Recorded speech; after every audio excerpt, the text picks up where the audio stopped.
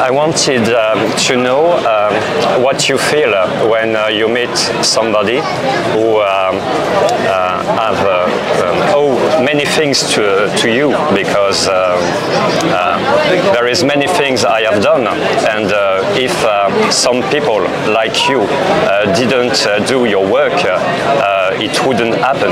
Yeah, well, I always think, I mean, that's the best reward for a writer, to have met people who've been inspired, because that's really what you want to do, to communicate and to ignite a passion in your readers. And people come up to me and say, I read your stuff when I was younger, it's inspired me. And I always think, I say to them, imagine behind me there are people who inspired me. Stan Lee, for example, in comics.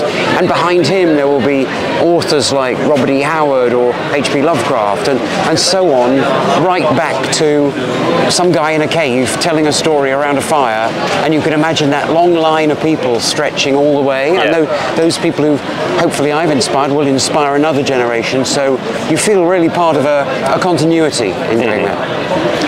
And maybe you can imagine how many authors have made things thanks to you, because I have done things because I try to follow your work, but some people now follow my work, and so there is a great continuity.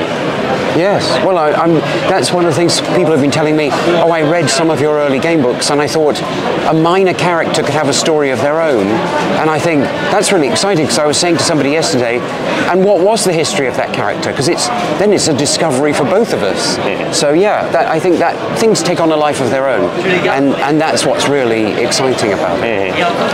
And maybe it's a really good thing, because when you make stories, you put plots, and we could create our own adventures. Yeah. And you didn't guide us, but you gave us the possibility to make things of our own, and it's amazing, because for creation it was really a nice work. Well, I think my politics to some extent comes into writing, because I'm left-wing, liberal, even anarchist to some extent, and I think when a work is created, it becomes the property of the reader, and then it's for the reader to do something with and to pass it on.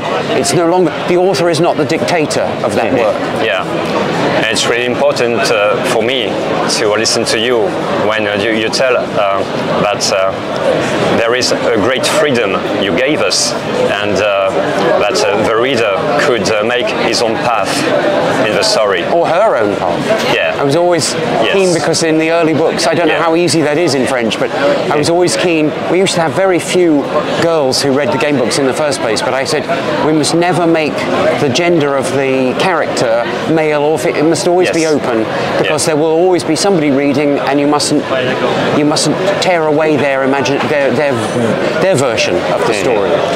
Yes, and we could we could put many things in the character, because you didn't design and tell us that it was like this and like that, and we could make the things we wanted with it.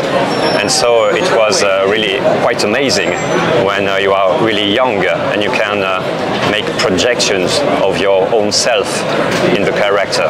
Well, it's also, that's part of the way that I run role-playing games, is I feel the story is the property of the players.